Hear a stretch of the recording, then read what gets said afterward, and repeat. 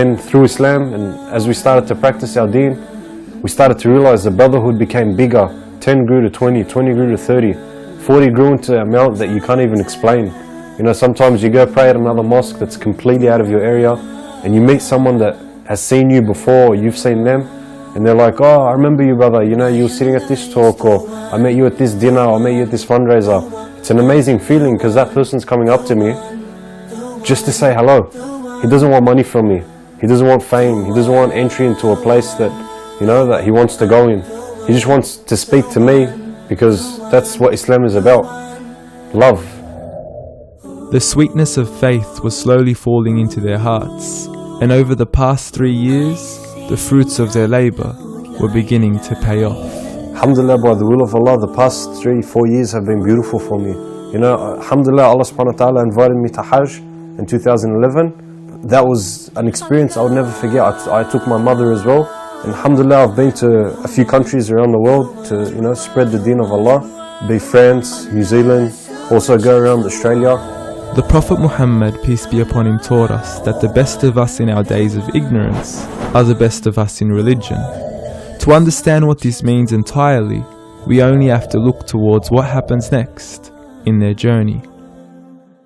Last year, me and Brother Noor actually went to one of the festivals, one of the big music festivals that happen every year.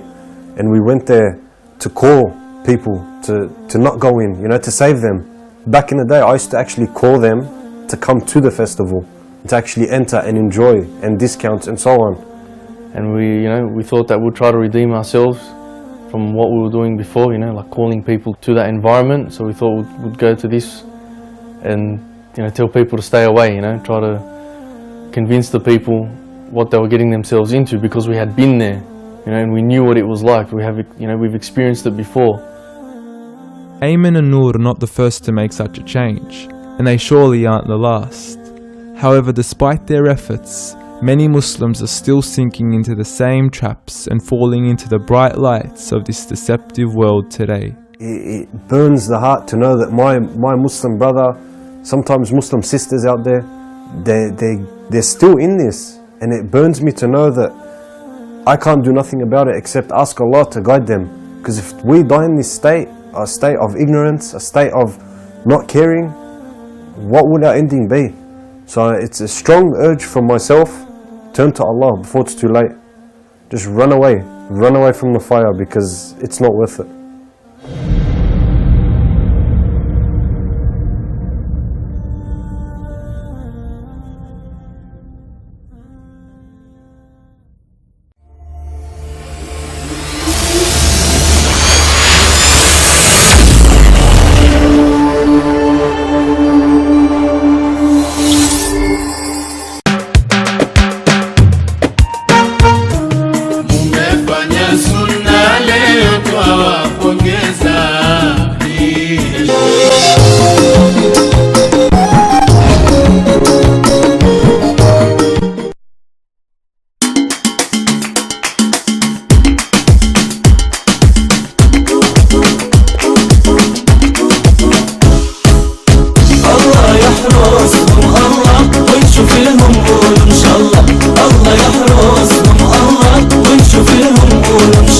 ما شاء الله ما شاء الله ما شاء الله ما شاء الله فيها الحلا يتحلى يتحلى يتحلى ما شاء الله ما شاء الله ما شاء الله ما شاء الله فيها الحلا يتحلى يتحلى يتحلى الله يحرسهم الله ونشوف لهم قول ان شاء الله الله يحرسهم الله ونشوف لهم قول ان شاء الله قول ان شاء الله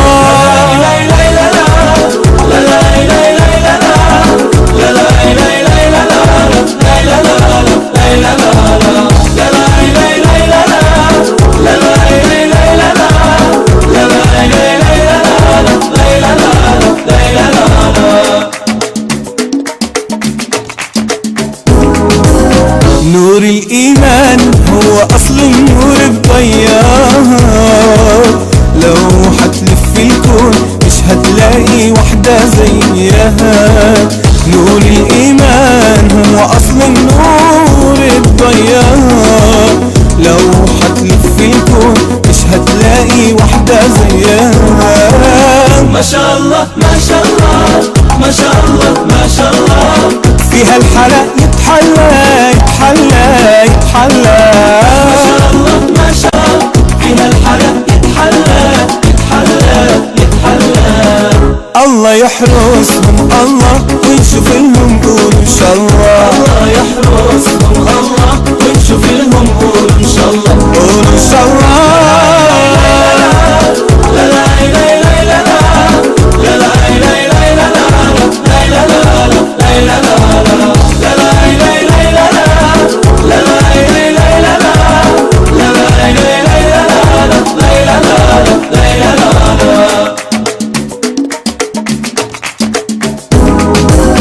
طيبة وحنان والأصالة فيها مقصالة، وعرسنا قيمة وجاهة وخفة وأصله دين وصالة. طيبة وحنان والأصالة فيها مقصالة، وعرسنا قيمة وجاهة وخفة وأصله دين وصالة.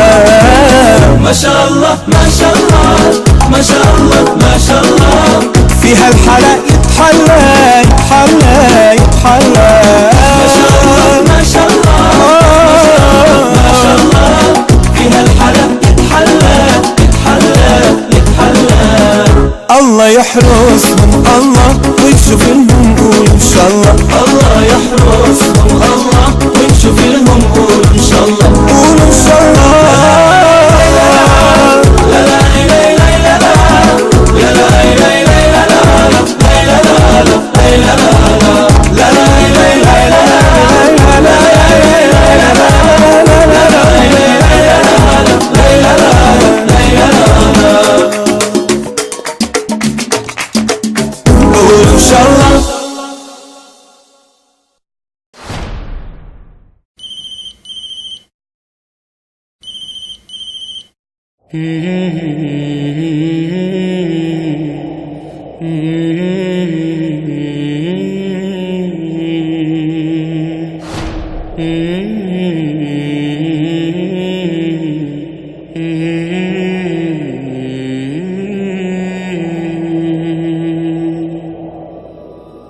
أحبك مثلما أنت،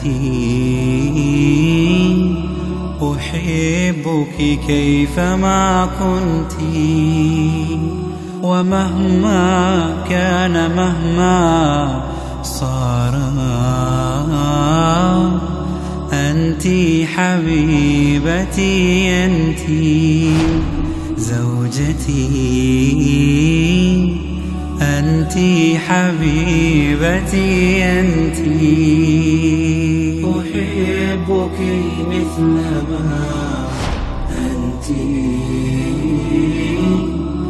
أحبك كيفما كنت، ومهما كان مهما صار أنت حبيبتي، أنت زوجتي، أنت حبيبتي، أنت حلالي أنت، لا أخشى عذولا هم مقتي، لقد أذن الزمان لنا بوصل غير منبت، سقيت الحب في قلبي بحسن الفعل والسمت، يغيب السعد إن غبت، ويصفو العيش إن جئت، نهاري كادح حتى إذا ما عدت للبيت لقيتك فانجلى عني ضناي إذا تبسمت، أحبك مثلما أنت، أحبك كيفما كنت، ومهما كان مهما صار حبيبتي أنت زوجتي أنت حبيبتي أنت تضيق بي الحياة إذا بها يوما تبرمت فأسعى جاهدا حتى أحقق ما تمنيت عنائي أنت فلتهني بدفء الحب ما عشت فروحنا قد تلفا كمثل الأرض والنبت سكني وأنسي وملمتي يطيب العيش مهما ضاقت الأيام إن طبتي فيا أملي ويا سكني ويا أنسي وملمتي يطيب العيش مهما ضاقت أيام إن طبتي أيام إن طبتي أحبك مثلما أنت أحبك كيفما كنت ومهما كان مهما صار حبيبتي أنت زوجتي أنت حبيبتي أنت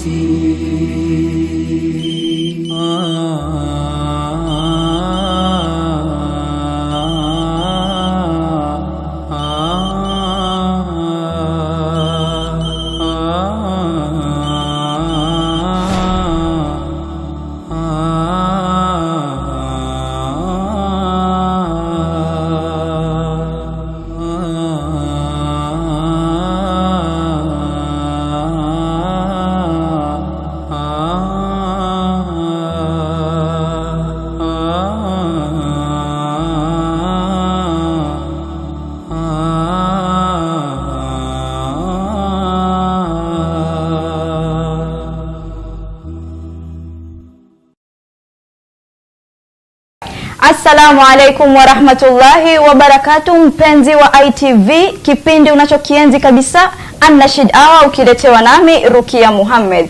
Popote ulipo na kukaribisha kwa moyo mkunjufu, na leo katika studio zetu kama unavyoona tuko naye Sheikh Jamal Lali ambaye ataungana nami kuanzia sasa hadi mwisho wa kipindi. Kama kawaida, mpenzi mtazamaji, unajua kila siku ya Ijumaa tunaongelea kuhusu mambo ya ndoa, mambo ya harusi, ni nini uzuri wa ndoa, kipi ambacho kinavutia vijana wetu katika ndoa, mambo gani ambayo thawabu mtu anazozipata akifanya kitu cha ndoa. Na kama kawaida, kama Sheikh pia anaweza kubaliana nami, tunajua kuwa nikaha nyingi huwa zinafungwa siku ya Ijumaa, kwa sababu sisi tunajua kuwa kila Ijumaa ni Idi ndogo kwetu sisi Waislamu. Na mpenzi mtazamaji, usikose kuungana nami kuanzia sasa hadi tamati. Tutamuuliza Sheikh swali la leo. Popote ulipo, naomba uwe nami makini, iwe umemakinika. Na pia unaweza kutupata katika mitandao yetu ya kijamii ambayo ni Facebook ITV Kenya na Twitter ITV_Kenya, na pia tunapatikana katika mtandao wa Instagram wenyewe wanaita IG ITV_Kenya. Na swali la leo nauliza, je, mtoto wa kike akitaka kukamilisha nusu ya dini au kuolewa, ni hatua gani anazopaswa kuchukua? Sheikh atatufafanulia zaidi na kwa kina zaidi. Labda nikupeleke nyuma kidogo. Hapo awali tuliongelelea hatua ambazo mtoto wa kiume anafaa achukue kabla ya kuingia katika nusu ya dini, na leo tutaongelea kuhusu mtoto wa kike. Inshallah nitampatia Sheikh nafasi yake ajitambulishe majina kamili, alafu tutaingia katika maswali yetu la leo. Assalamu alaikum wa rahmatullahi wa barakatuh. Kwanza kabisa kwa majina naitwa Abu Aktham Jamal Lali. Nafundisha madrasatun Nujum ambayo iko sehemu ya Kibra, na vile vile madrasa nyingi sana sehemu za Parklands, Westlands, South Sea, Mombasa Road na sehemu zinginezo. Alhamdulillahi Rabbil Alamin, wassalatu wassalamu ala ashrafil anbiya'i wal mursalin wa ala alihi wa ashabihi wa man tabi'ahum bi ihsani ila yaumiddin, amma ba'd. Baada ya kumshukuru Mwenyezi Mungu Subhanahu wa Ta'ala na kumswalia kipenzi chake Bwana Mtume Muhammad sallallahu alayhi wasallam, kwa hakika jambo la ndoa ni jambo kubwa sana katika Uislamu, kwani ndoa ndiyo ambayo inamkamilisha mtu Uislamu wake, na ndoa ndiyo jambo kubwa ambalo Mwenyezi Mungu Subhanahu wa Ta'ala aliweza kuwaekea wanadamu, na hata wale mitume waliopita vile vile Mwenyezi Mungu aliwajalia wakawa na wake, na vile vile Mwenyezi Mungu aliwajalia wakawa na watoto. Ndiyo Mwenyezi Mungu Subhanahu wa Ta'ala anasema katika Qur'ani tukufu, walaqad arsalna rusulan min qablik waja'alna lahum azwajan wa dhurriyya. Anamwambia Mtume Muhammad sallallahu alayhi wasallam, hakika tulitumiliza mitume kabla yako na tukawajalia wao kuwa na wake na vile vile kuwa na vizazi. Kumaanisha ndoa haijaanza kwa Mtume Muhammad sallallahu alaihi wasallam peke yake, bali ilianza kuanzia mitume ambao walikuja kabla ya mtume wetu Muhammad sallallahu alaihi wasallam. Na vile vile ndoa Uislamu umewekea bidii sana, kwa sababu katika ndoa kunapatikana mapenzi na rahma. Ndiyo Mwenyezi Mungu anasema katika ile aya ambayo inasomwa sana, wa min ayatihi an khalaqa lakum min anfusikum azwajan litaskunu ilayha waja'ala bainakum mawaddatan wa rahma inna fi dhalika laayatin liqaumin yatafakkarun.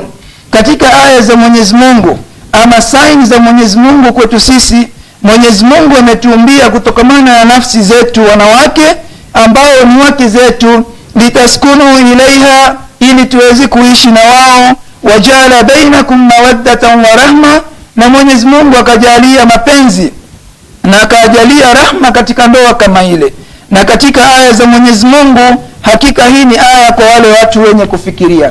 Kwa hivyo katika ndoa kunapatikana mawadda ambao ni mapenzi, na inapatikana rahma vile vile ikiwa yule mume na mke watafuata zile hukuk ama haki, na kila mmoja atatekeleza haki za mwenzake vile inavyotakikana. Naam Sheikh, kabla hujaendelea tumalizie utamu, kwa sababu bado tuko mwanzo wa kipindi, ndio kipindi kinaanza. Mpenzi mtazamaji, nitakukumbusha unaweza kutuma swali lako kwa Sheikh mwenye anaita Abu Aktham ama Jamal Lali, umuulize swali lolote kuhusiana na mambo ya ndoa, na inshallah mimi Rukia Muhammad nitahakikisha kuwa nitamsomea swali Sheikh. Unaweza kutupata kwa nambari ya 0775203665. Pia nambari hiyo unaweza kuipata katika runinga zetu ambayo iko hapo kwenye screen yako, na usisahau pia tuko kwenye Facebook live, unaweza kuungana nasi ukaweka comment yako kama una swali lolote ambao unataka kumtupia Sheikh. Leo usisahau ni mambo ya ndoa, nusu ya dini, kwa sababu tunajua mtu akioa ama akiolewa ni kukamilisha kwa nusu ya dini. Labda Sheikh, tukienda moja kwa moja, ni hatua gani mtoto wa kike anafaa achukue akitaka kukamilisha nusu ya dini? Bismillah. Kwanza kabisa msichana yoyote ama binti yoyote kabla hajaingia kwenye ndoa, ni lazima aweze kuelewa ndoa ni kitu gani. Na kwa sababu gani yeye anataka kuolewa, ama kwa sababu gani yeye anataka kuingia katika ndoa. Kwa sababu ukijua kitu fulani maana yake halisi, na kisha ukijua sababu ya kukuingiza, basi bila shaka utakuwa na utulivu. Lakini kama wewe hujajua maana ya ndoa ni nini, ama unataka kuolewa kwa sababu mwenzako ameolewa, ama pengine mwenzako unataka kuolewa kwa sababu upate watoto, ama vitu kama hivyo, utapata wewe unaingia katika mahali ambapo haujakuwa tayari. Labda kabla Sheikh haujaongea sana, kuna hii mtindo siku hizi wasichana wengi tumeona, na ni kitu ambacho kiko kweli. Utaona mtu anaolewa kwa sababu ameona, labda mimi Rukia nataka kuolewa kwa sababu nimemwona mwenzangu pale amefanya harusi kubwa kabisa, yale mavazi amevaa amependeza, kwa hivyo kile pia ni kitu ambacho kimemvutia. Hiyo pia ni moja, naona changamoto nyingi vile umesema. Na hiyo yote inatokamana kwa yule msichana pengine hajakulizwa ama hajakuwa katika malezi ya Uislamu vizuri. Kwa sababu msichana yule kabla hajaingia katika ndoa ni lazima kwanza awe na dini katika maisha yake yeye mwenyewe. Anapojua dini, anapoona ndoa za wale ambao walipita watu wema zilikuwa namna gani, waliishi vipi, basi bila shaka atakuwa tayari. Lakini ndoa ya kufuata pengine kwa TV, ameona huyu fulani na fulani walikuwa na hivi na hivi, ndoa zao wa maua na hivi na hivi, ama mangoma mengi, na mimi nataka ngoma, ndio unafanya harusi inakuwa kubwa. Baada ya siku harusi milioni 3, muda mchache unapata harusi wameachana. Ukiuliza sababu, hata hujui sababu ya msingi ni sababu gani. Kweli. Naam, leo sasa nataka utueleze sisi watoto wa kike kwa sababu najua ni matumaini yangu pia kuna watazamaji wale wenye nia ya kuingia kwenye ndoa. Kuna wale wanataka kuolewa kesho kutwa. Pia labda wakipata na leo vile tunaongelea kuhusu ndoa watapata mawili matatu pia waambie wengine mambo ambayo hatua wanafaa wachukue. Jambo la kwanza, msichana kabla hajaingia katika ndoa ni kwanza muombe Mwenyezi Mungu kila wakati aweze kumjalia, yani apate mume mwema. Naam. Ndio ile aya ambayo iko katika Qur'ani. Mwenyezi Mungu anasema Rabbana hab lana min azwajina wa dhurriyyatina qurrata a'yun waj'alna lilmuttaqina imama. Awe ni mwenye kuirudia hiyo aya mara nyingi. Ewe Mwenyezi Mungu, tupatie sisi katika wake zetu na vizazi vyetu wale ambao watafurahisha macho yetu. Anapomuomba Mwenyezi Mungu sana, Mwenyezi Mungu atamletea yule kijana ambaye itakuwa bora kwake. Na jambo la msingi ni kuwa wewe ni ile inaitwa ikhtiyaru zawji almuslim salih. Ni yule mwanamke achague mume mwema. Sio mume ambaye anakuja kumwoa, ni lazima awe mume mwema ambaye amefuata akida vizuri, anamjua Mwenyezi Mungu vizuri. Ndio hadithi ya Bwana Mtume Muhammad sallallahu alaihi wasallam anasema, idha ataakum man tardawna khuluquhu wa dinahu fazawwijuhu illa taf'alu takun fitnatan fil ardi wa fasadun kabir. Mwenyezi Mungu anaambia wazazi, wakati anapowakujia nyinyi kijana mnayeridhika na tabia yake, mnayeridhika na dini yake, basi muozesheni. Msipofanya hivyo, basi itatokea fitna kubwa katika ardhi na ufisadi mkubwa. Kwa hivyo kitu cha kwanza, yule binti lazima ahakikishe yule kijana anayekuja kumwoa ni kijana ambaye ana tabia mzuri na vile vile ni kijana ambaye ana dini mzuri, ameshika dini yake vizuri. Hapo ndio step ya kwanza, atakuwa anaingia katika ndoa akijua wataelekezana katika maisha mazuri. Na mpenzi mtazamaji, kama unavyosikia, kwanza unaangalia dini kwa kijana yule kabla haujajiingiza katika limbwi la ndoa. Na vile vile mpenzi mtazamaji, nikikukumbusha tu kipindi ni Anasheed Hour, na leo tunaongelea kuhusu mambo ya ndoa, na swali la leo tunauliza, je, ni hatua gani ambazo mtoto wa kike anafaa achukue kabla ya yeye kukamilisha nusu ya dini? Tuko naye hapa katika studio zetu Sheikh Jamal Lali ambaye atakuwa nasi kuanzia sasa hadi tamati. Kama una maoni yoyote kuhusu mada ya ndoa, feel free mwenye kutuma maoni hayo. Na pia tunapatikana katika mitandao ya Facebook ambao ni ITV Kenya na Twitter ITV_Kenya. Na vile vile tusisahau kuna zile salamu za jioni za kukumbukana, kama vile wenyewe nasema kutuma SMS ni nusu ya kuonana. Kwa hivyo usisahau pia, kama una salamu zozote kwa ndugu, jamaa na rafiki zako popote walipo, unatuma salamu hizo. Na pia kama una nashidi yoyote ya ndoa unataka kumdediketia bibi harusi ama bwana harusi watarajiwa, pia usitie shaka, kwani mimi Rukia Muhammad nitakuwekea nashidi hiyo. Sisi tunachukua mapumziko mafupi, alafu tutarudi muda usiokuwa mrefu kwa sababu Sheikh ana mengi ya kutuambia, si ndio Sheikh? Kwa hivyo popote ulipo usiende mbali, unga robo.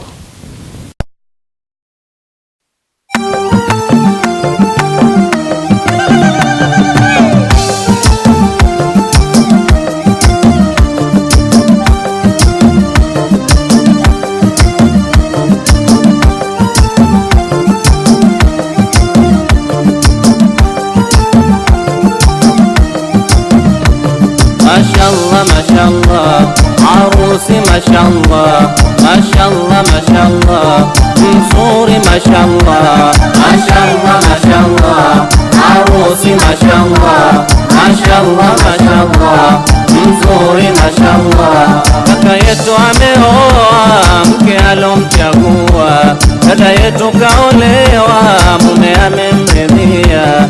Kaka yetu ameoa mke alomchagua, dada yetu kaolewa mume amemridhia. Mashallah mashallah, arusi mashallah, mashallah mashallah, idumu mashallah. Mashallah mashallah, arusi mashallah, mashallah mashallah, mzuri mashallah. Wamependana kwa dhati, damu zimeshalingana, wamefanya mikakati, leo wameshaoana. Wamependana kwa dhati, damu zimeshalingana, wamefanya mikakati, leo wameshaoana.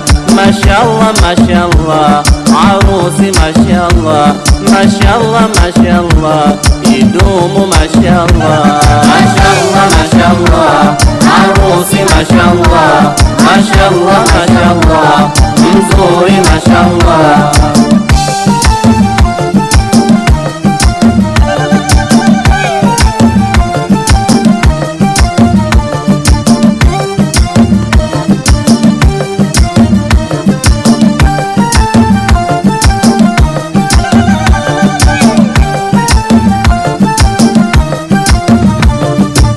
Ya Karima, Mola wetu Rahmani, uwape nyingi neema, wasiwe na mitihani.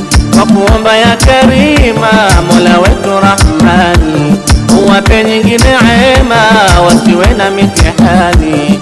Mashallah, mashallah, arusi mashallah, mashallah, mashallah, idumu mashallah. Mashallah, mashallah, arusi mashallah, mashallah, mashallah, mzuri mashallah.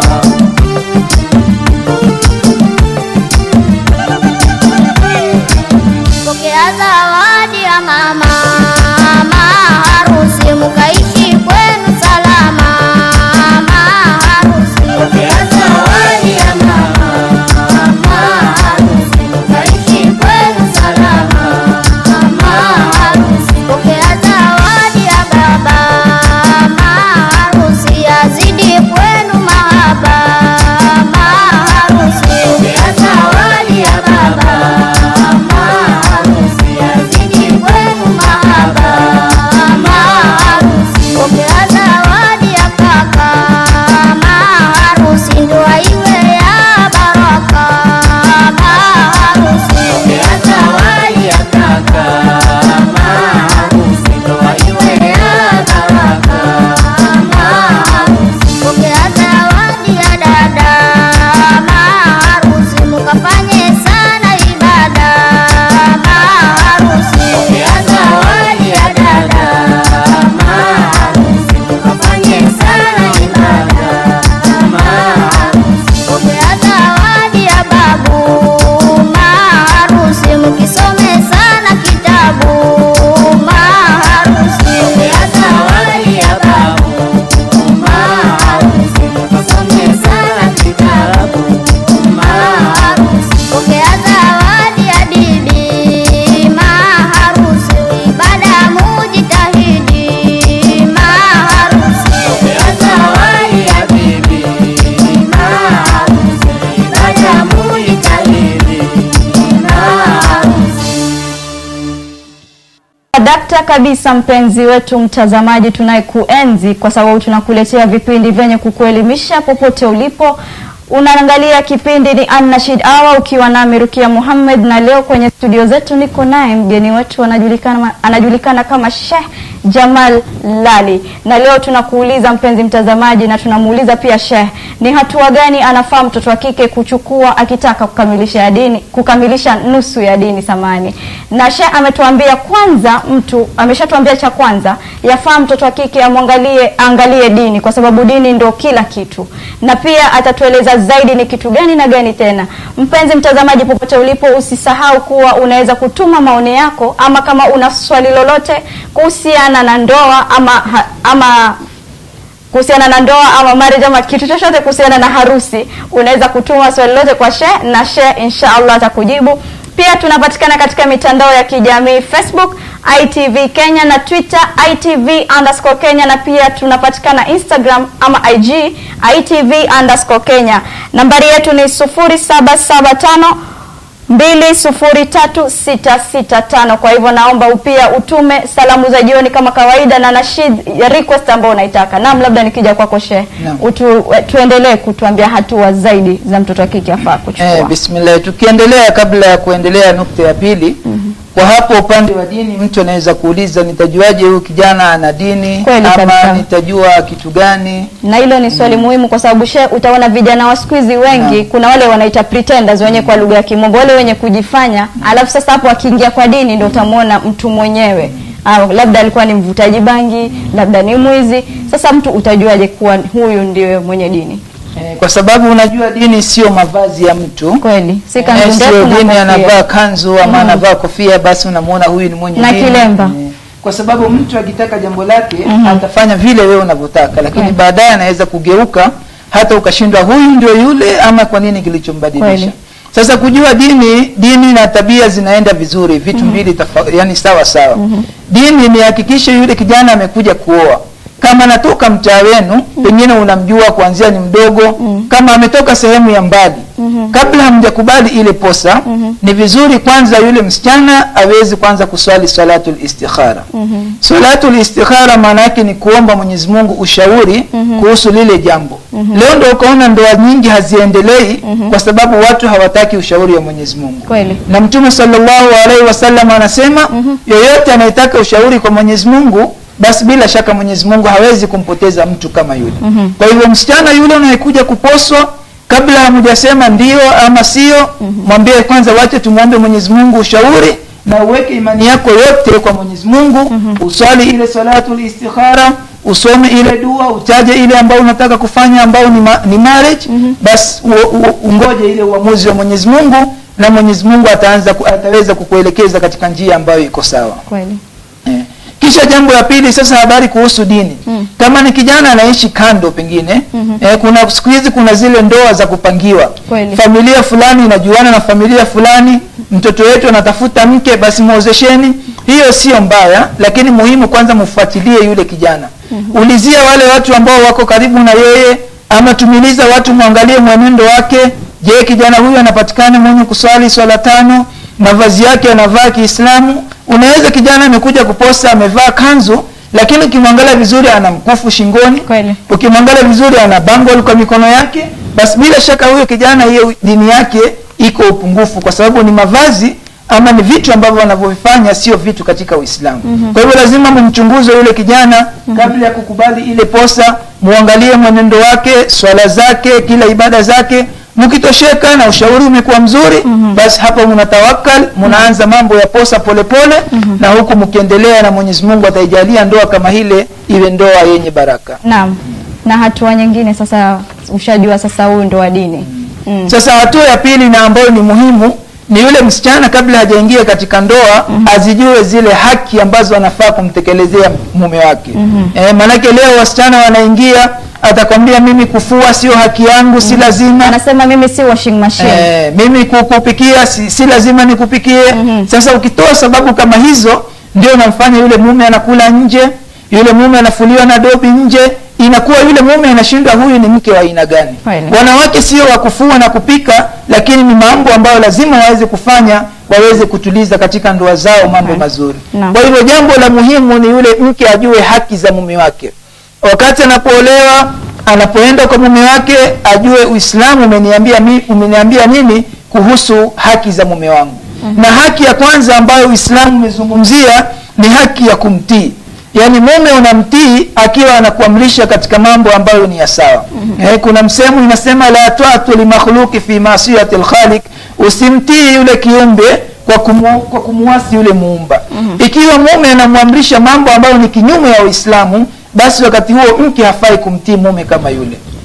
Kwa mfano tutatoa mfano ambao uko wazi. Msichana ameolewa, ako na mume wake, mume akimtaka yule mke afanye naye mapenzi kwa njia ya nyuma ambayo sio njia ya Kiislamu, kama mambo ya uliwati, msichana ana haki ya kukataa katakata, kwa sababu yeye hawezi kumtii mume wake kwa sababu ya kumwasi Mwenyezi Mungu. Kwa hivyo jambo la kwanza ni lazima wewe mke ujue ni lazima umtii mume wako. Ndio Mwenyezi Mungu Subhanahu wa Ta'ala anasema ar-rijalu qawwamuna 'ala an-nisaa, hakika wanaume ndio wasimamizi wa wanawake. Unapoenda kwa mume wako ujue kuwa wewe uko chini ya mume wako. Usishindane na yeye, usibishane na yeye, kila siku wewe uko chini yako. Ndio katika tafsiri ya Ibn Kathir anasema Ali bin Abi Talha kutoka kwa Ibn Abbas radhiyallahu anhuma kuhusu hiyo aya inayosema ar-rijalu qawwamuna 'ala an-nisaa, anasema yani umarao alayhinna ay tuti'u fima amaraha Allah bihi min ta'ati. Maana yake ni kuwa wale wanaume wanafaa kutiiwa kwa yale ambao Mwenyezi Mungu anaamrisha, na kumtii inafaa pale yule mwanamke aweze kuhifadhi mambo yake. Yani ile mali yake, kila kitu chake cha mume, yule mwanamke lazima aweze kuhifadhi. Ndio katika ile hadithi Mtume sallallahu alaihi wasallam aliposema kuya yani kullukum ra'in wa kullukum mas'ulu an ra'iyati, nyote ni wachungaji na nyote mtaulizwa mnachokichunga. akataja yule mwanamke, wanasema wal mar'atu ra'iya fi mali sayyidiha wa hiya mas'ula an ra'iyatiha. Yule mwanamke siku ya kiyama ataulizwa kuhusu mali ya bwanake, na vile vile ataulizwa kitu ambacho alikuwa anachunga katika siku ya kiyama. Labda shehe ukimeza mate kidogo kwa sababu naona mada ni nzito kabisa hii. Mpenzi mtazamaji, nikukumbusha tu kipindi ni Anasheed Hour ukiwa na Rukia Muhammad, na leo kwenye studio zetu tuko naye mgeni wetu Sheikh Jamal Lali, ambao tumemuuliza Sheikh hapo awali mada kuhusu leo. Tunauliza hatua anafaa achukue msichana wa kike ama mtoto wa kike kabla ya kukamilisha nusu ya dini, na Sheikh ashatuelezea baadhi ya hatua hizo, ambao hapa naona pia kuna jumbe tayari zimeanza kuingia. Sheikh huyu mmoja anauliza habari ya jioni Rukia, mzuri sana popote ulipo. Jina langu ni Lydia, nampenda kijana wa Kiislamu na nataka kuwa mke wake. Ni hatua gani nafaa kuchukua? Labda kabla tujaenda kwa kumjibu huyu, nimkumbushe tu mpenzi mtazamaji, unaweza kutuma maoni yako ama swali lolote kama huyu mwenzetu. Nambari ni 0775203665, ama pia kama unatumia mtandao wa kijamii Facebook, Twitter, Instagram, tunapatikana jina ni ITV Kenya, ITV_Kenya. Popote ulipo, leo tuko na Sheikh. Labda tukiendelea na hatua kadhaa, ndo tukirudi tutajibu swali la huyu mwenzetu. Naam, tukiendelea katika zile ambazo msichana anafaa kujua haki ambazo anafaa kumtekeleza mume wake wakati anapoolewa. Kwanza, haki ya kwanza ni kumtii. Na katika Shafi na Hanafi wanasema hata yule mume akikwambia wewe usiende kwenu, lazima umtii mume wako. Haifai kwa mume kumkazia mke wake upande wa kwao, lakini ikiwa amekwambia basi lazima uweze kumsikiliza. Kwa maana yake yule mume anachukua sehemu kubwa katika maisha ya mwanamke kama yule. Katika Uislamu mwanamke sio slave, kama ati atakuwa amekuwa mtumwa, hana tena freedom. Freedom iko, lakini lazima aweze kwenda yani kulingana na vile Uislamu unavyotaka. Na upande mwingine mume hafai kujionyesha yeye ndio kila kitu. Sasa anamkanyagia yule msichana wa watu, hamruhusi kitu chochote, anamuacha katika hali ambayo sio mzuri. Basi hiyo itakuwa ni makosa. Mume kama yule itakuwa anaingiza katika mambo ambayo sio ya sawa.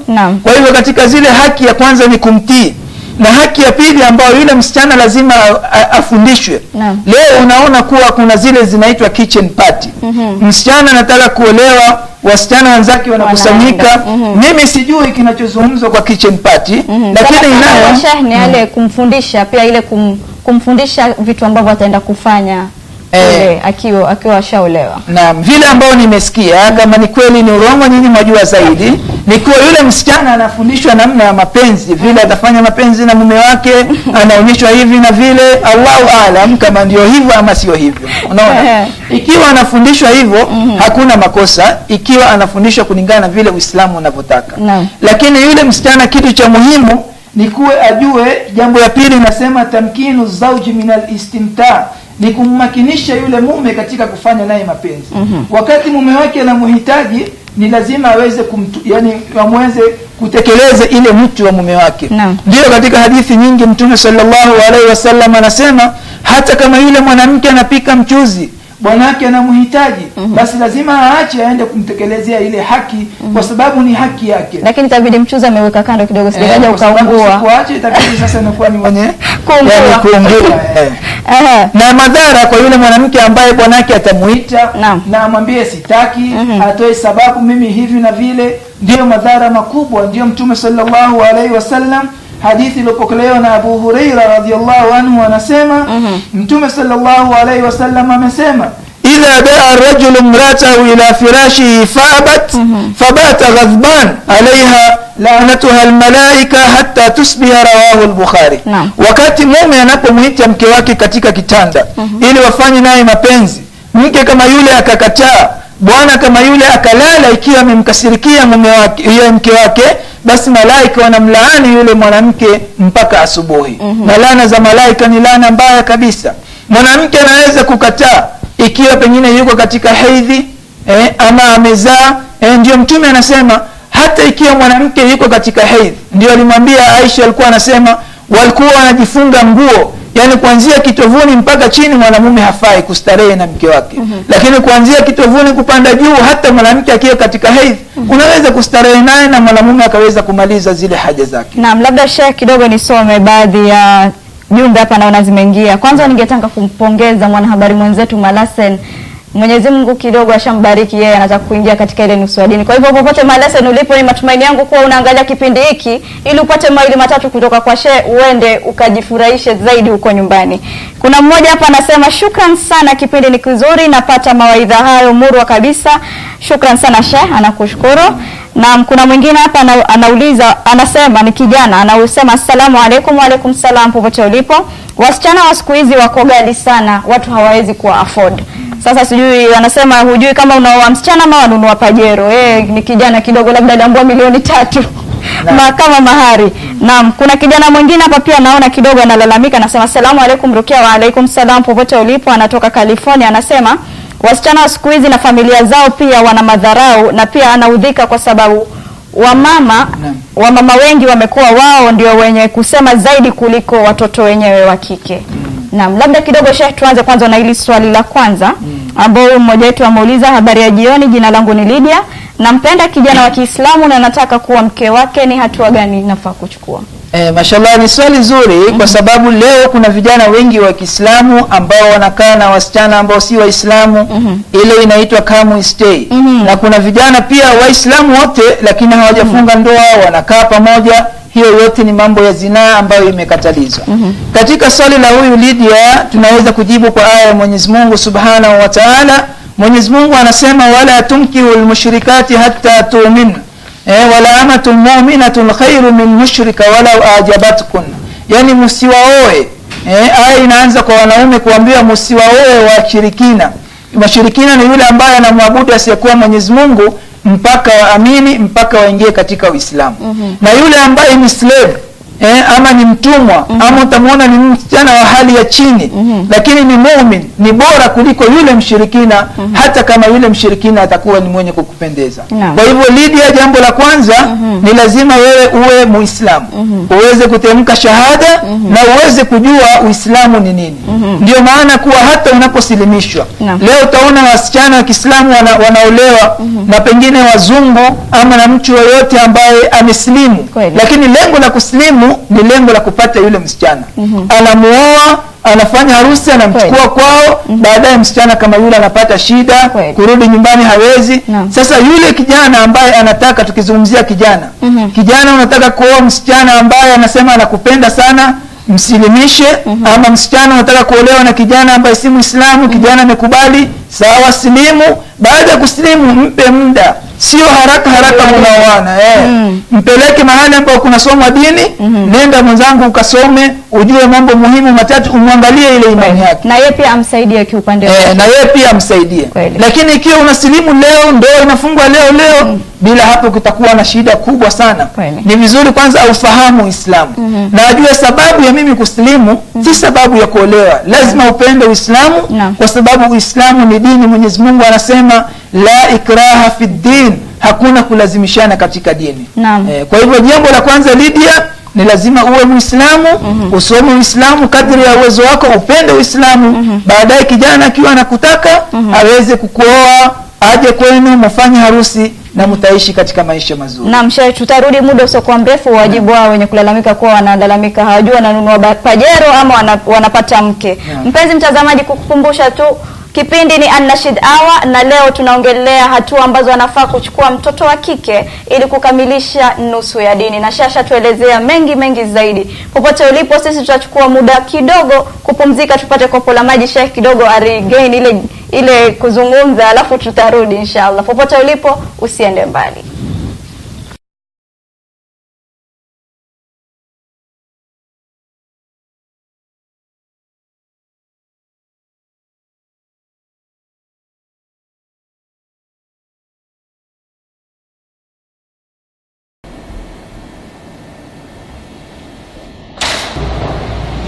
Assalamualaikum, bro.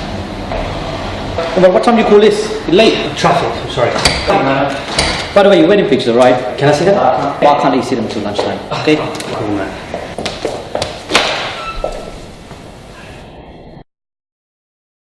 Assalamu alaikum. The day has arrived. You waited and prayed for that day which would change your life. Your love's found a way on this beautiful day. It's the best day of your life. Inshallah, a day to celebrate, a special day with blessings all around. Let's raise our hands and pray to Allah. Barakallahu lakuma wa baraka alaykuma wa jama'a bainakuma fi khair. Ameen.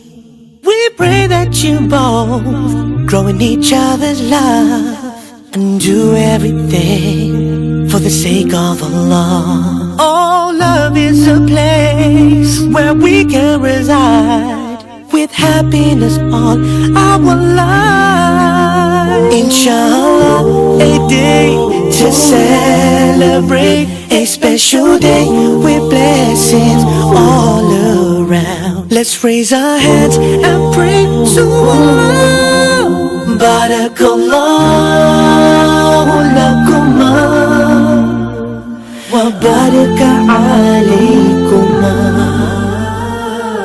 wa jama'a bainakuma fi khair. Ameen. Today two hearts have become one. Subhanallah, your love's begun. Zawajun mubarakun, nikahun mubarak. Barakallahu lakuma wa baraka alaykuma wa jama'a bainakuma fi khair. Barakallahu lakuma wa baraka alaykuma wa jama'a bainakuma fi khair. Ameen. It's the best day of your life. Inshallah, a day to celebrate, a special day with blessings all around. Let's raise our hands. Bro, your lunch is over. Oh, sorry, man. Today two hearts have become one. Subhanallah, your love's begun. Zawajun mubarakun, nikahun mubarak. Barakallahu lakuma wa baraka alaykuma wa jama'a bainakuma fi khair. Barakallahu lakuma wa baraka alaykuma wa jama'a bainakuma fi khair. Ameen.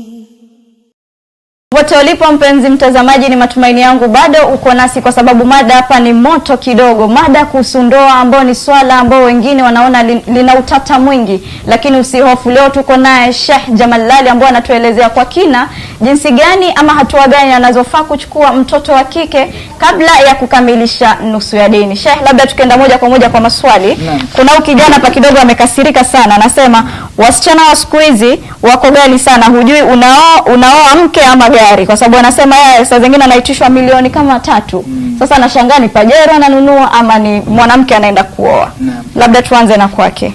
Kwa hakika hili swala la mahari ni swala ambalo ni swala kubwa ambalo lahitaji muda wenye kuzungumzia. Inshallah ni matumaini yangu kuwa Ijumaa ijayo tutakuja kuliongelea swala hili la mahari. Naam, lakini kwa ufupi kijana hufai kukasirika kwa sababu Mwenyezi Mungu anasema asa an tuhibbu shay'an wa huwa sharrun lakum wa asa an takrahu shay'an wa huwa khairun lakum. Huenda wewe ukapenda kitu kumbe kile unachopenda ni shari kwako wewe. Na huenda ukachukua kitu pengine kile unachokichukia ni bora kwako wewe. Kwa hivyo ikiwa wewe kwanza unaangalia familia. Leo kuna watu ambao inasababisha hawa wazazi na wale vijana ambao imani zao ni hafifu. Wanaona sasa hawa wametukataza kwa sababu mahari mengi la kufanya wacha sisi tufanye zinaa, wewe upate mimba, hapo itakuwa tena hakuna mahari. Sasa itakuwa umesababisha jambo kubwa sana na aibu katika familia. Wazazi wengi ambao wanafaa kuangalia ni kitu ambacho Mtume anasema. Ikiwa atawajia nyinyi, mnairidhika na dini yake na vile tabia yake muozesheni. Msipofanya hivyo ufisadi mkubwa, uharibifu utakuja katika ardhi. Kwa hivyo kuweka mahari ya juu kama ambao mtu anataka kununua gari ama kununua nyumba, anasema huyu msichana tumemsomesha mpaka amefika hapa, huyu lazima afike hivi na hivi. Hii mara nyingi itakuwa hatufuati vile Uislamu unavyotakikana. Uislamu haujaweka, imeweka ile mahari iwe mahari ya chini. Kuna wakati wa Mtume Muhammad sallallahu alaihi wasallam, sahaba alikuja kuoa, Mtume anamuuliza uko na chochote? Anasema sina isipokuwa hii pete ya chuma peke yake. Mtume akamwambia toa hiyo pete na itakuwa mahari. Sahaba mwingine akaoa na pea ya viatu peke yake, anampatia yule. Yani yale mahari yanapokuwa kidogo ndio ile harusi inakuwa ya baraka. Lakini ikiwa vile vile familia na ikiwa wewe mwenyewe unajiweza, kile ambacho unaitishwa unaweza, basi ni kheri. Ikiwa unaona haiwezekani, basi zile familia zinafaa kukaa chini na kuzungumza polepole na itapatikana sulhu. Usiambie mahari milioni 3 ukafanya hasira ukaenda zako. Hapana. Wewe lazima urudi, mzungumze polepole. Baadaye huenda wakashukisha, na baada ya milioni 1 ikateremka mpaka ikafika sehemu ambao mtawezana na itakuwa kheri ndani yake. Na popote ulipo ndugu yetu, ni matumaini yetu kuwa haujakasirika na bado haujakata tamaa, kwa sababu inshallah Mwenyezi Mungu atakufanyia sahari. Na kuna mmoja hapa anasema assalamu alaikum, jina langu ni mamake Humaira, natuma salamu zangu za jioni. Wa alaikum salaam mamake Humaira, na kwa watoto wangu walioko California na ndugu zangu, na naomba nichezee Anasheed ya Johaina harusi. Inshallah popote mamake Humaira usiende mbali, kwani mimi nitakuwekea Anasheed hiyo. Naam Sheikh, kuna mmoja hapa anauliza assalamu alaikum, siku hizi wasichana wana tabia ya kuolewa na kuachwa wakisema ni kutolewa kisirani. Una maoni gani kuhusu jambo hili? Kwa sababu yoyote ambaye kwanza ana fikra kama hiyo ni kuwa anaifanya ndoa sio kitu ya maana. Ndoa sio kitu kama gari unaingia na kutoka, unafungua mlango leo umefinyika unakimbia pale. Ndoa ni kitu ambayo inapangwa na Mwenyezi Mungu Subhanahu wa Ta'ala, na lazima uwe na heshima ya ndoa kama ile.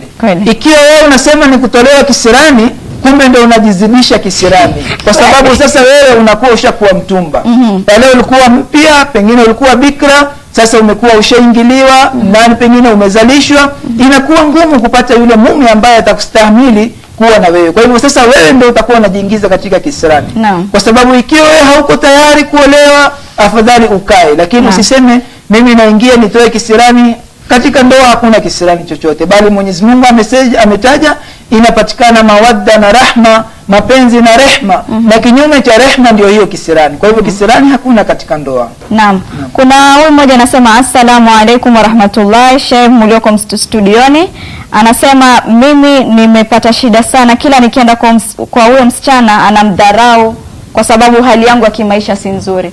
Sasa analalamika hapa, anasema kidogo anaona wasichana siku hizi wanaangalia hela. Naam, fulus. Sasa nimeelewa. Sasa huyu kijana anasema anaenda kwa msichana. Sasa wewe hufai kuenda kwa msichana, unafaa uende kwa wazazi wa msichana. Wajua leo watu wanachukuliana tuende outing, tuzungumze hivi na hivi. Sasa hizi ndio pale zinaingiza katika matatizo. Ikiwa wewe umempenda msichana, fuata vile Uislamu unavyotaka. Chukua watu wako, nenda nao, wakae wazungumze. Mchunguze. Uislamu unasema lazima umuone yule msichana. Na kumuona msichana sehemu inaruhusiwa ni uso. Na hata Uislamu unasema ukienda kumuona msichana hufai kukaa naye faragha, lazima mtu wake watatu waweko pale. Sio kuwa hata ikiwa umemposa Leo shida ni kuwa maadamu nilishakuposa tunaweza kwenda out, leo tunaenda safari, wewe nishakuposa. Hapana. Visa vingine hata unaona mtu hajaposwa lakini bado unaona ile watu wanaenda nje. Sasa hapo kwanza msichana mwenyewe anajiwekea katika hali mbaya. Yule kijana anaweza kuchezea akamaliza haja yake kisha baadaye akasema hapana, wewe sio hivi, wewe sio vile. Kwa hivyo hata baada ya kuposwa Uislamu hautaki wewe utoke na kijana kuenda outing, kuenda kula nje hapa na pale. Hiyo haitakikani. Kijana anapokuja kwenu lazima mahrim wako apate. Hata Uislamu unasema kuwasiliana hata kama mmeposana. Ikiwa mawasiliano ni mambo ya kupanga harusi basi inaruhusiwa kwa simu. Lakini ikiwa mawasiliano na kupenda, nionyeshe hii, nitumie picha, umekaa vipi, Uislamu umekataza kwa sababu yule bado hajakuwa halali kwako mpaka wakati unapofunga naye ndoa. Kwa hivyo huyu kijana kwa ufupi asiende kwa msichana, aende kwa kina msichana, wakae chini, basi wafikiane. Ikiwa amekwambia wewe leo kuna hiyo kwa wewe sio klasi yangu, mimi nataka klasi yako, umeona kuwa wewe umejaribu haiwezekani, mshukuru Mwenyezi Mungu, pengine kuna shari ndani yake, tafuta mwingine, Mwenyezi Mungu atakupatia waheri. Naam, labda tukitamatisha kipindi, naomba utupatie nasaha na umpatie mtazamaji pale nje, kijana yoyote, msichana yoyote ambao wanatarajia wenye kufunga ndoa kuingia katika hii nusu ya dini. Especially ukiangalia katika mada leo, kulingana na mada leo, labda utampatia nasaha gani mtoto wa kike pale nje? Nasaha muhimu kwa wale ambao wanataka kuingia katika ndoa ama wale ambao wameingia katika ndoa, wote ni manake ni sawa sawa. Hizi nasaha zinawahusu watu wote wawili. Nasaha ya kwanza ni kuwa ikiwa mnataka ndoa yenu iwe sawa sawa, ni lazima muweke Mwenyezi Mungu mbele. Muwe na ile takwa, uchaji wa Mwenyezi Mungu. Wewe bwana, hakikisha kuwa mke wako anaswali.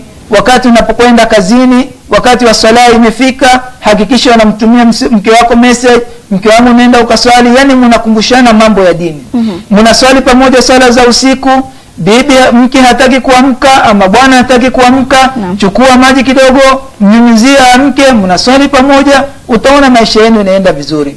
Mmemaliza kuswali fajiri, mkae chini msome Qur'ani kabla hamjaenda kazini. Hiyo ndio nasaha kubwa ya kwanza. Mkimweka Mwenyezi Mungu mbele, ndoa yenu itaenda vizuri. Jambo la pili ni hakika kuwa kila mume ama mke achunge haki za mwenzake.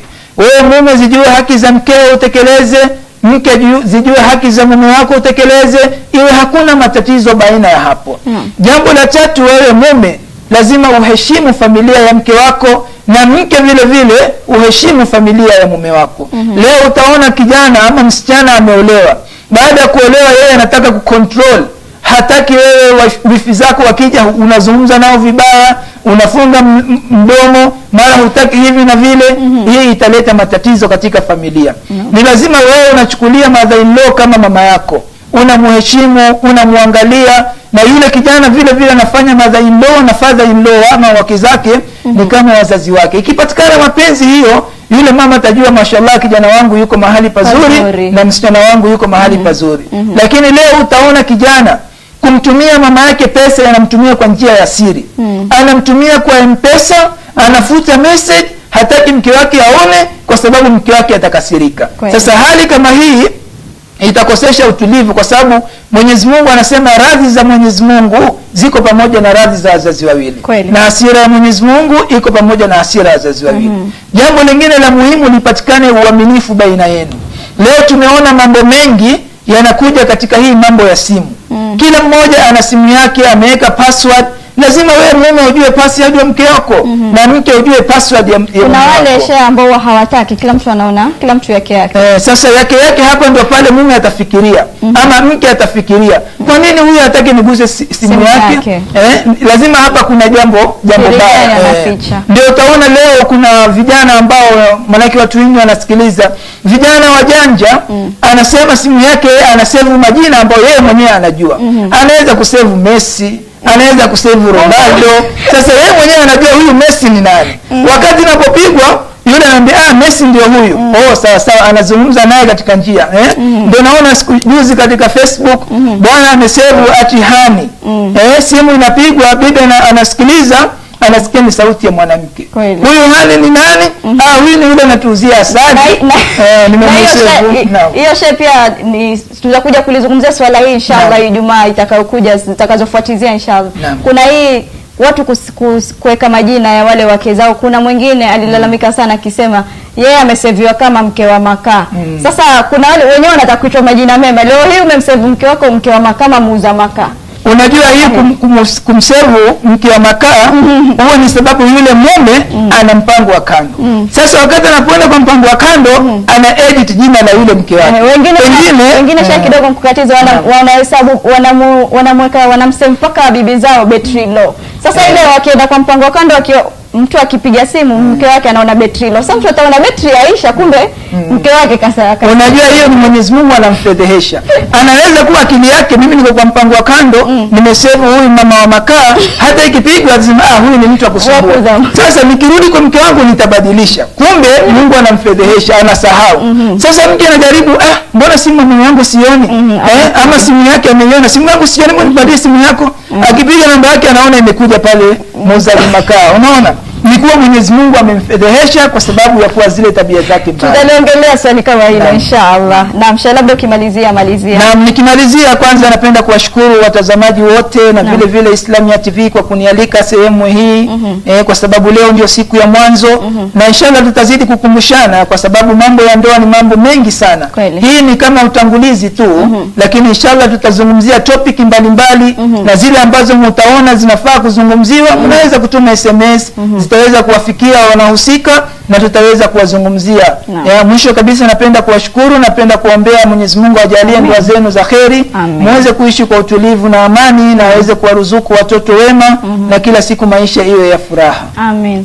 Amin. Shukran sana Sheikh kwa kuja kwenye studio zetu. Na ni matumaini yetu mimi na mpenzi mtazamaji pale kwa niaba yake pia utapata fursa kila wakati uwe na sisi tuelimishane zaidi kwa zaidi. Popote ulipo mpenzi mtazamaji, ni matumaini yangu kuwa umepata mengi kwa sababu Sheikh ametuelezea yote. Hata kama ulikuwa unaogopa kuingia kwa ndoa, popote ulipo ni matumaini yangu kuwa kesho inshallah ukipata mume wa kheri hautafikiria mara 3 mara 4. Bora tu huyo mume asikusave jina la mke wa makaa kwa sababu hiyo nayo si kitu kizuri kusaviwa kitu kama hicho. Popote ulipo endelea kutuma maswali yako, maoni yako, nambari iko katika runinga yetu na pia unaweza kutupata katika mitandao ya kijamii. Hapo kwanza hapo awali nimekukumbusha kipindi ni jina la tunapatikana katika Facebook ITV Kenya na Twitter ITV_Kenya. Pole mpenzi mtazamaji, nimeongea sana mpaka maneno yananipotea. Popote ulipo endelea kumakinika nasi kwa sababu TV ya Islamia inakujuza na inakupatia faida nyingi zaidi. Nimekuwa wako Rukia Muhammad na Sheikh wetu hapa Jamal Lali. Maasalam na jioni njema. Apa yang harus dilakukan sama si pecandu narkoba itu supaya cinta bisa diterima? Diawali mencari masjid, mengambil wudu, beristighfar, dan memulainya dengan membaca bismillah.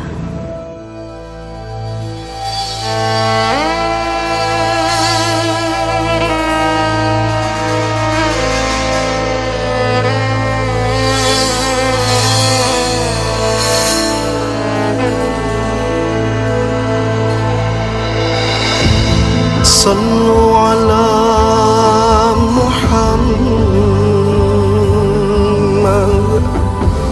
صلوا عليه وسلم صلوا على محمد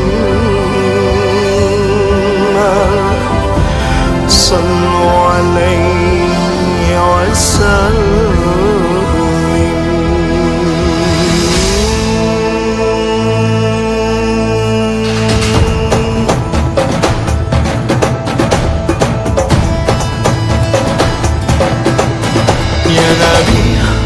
سلام عليك يا رسول سلام عليك يا نبي سلام عليك صلاة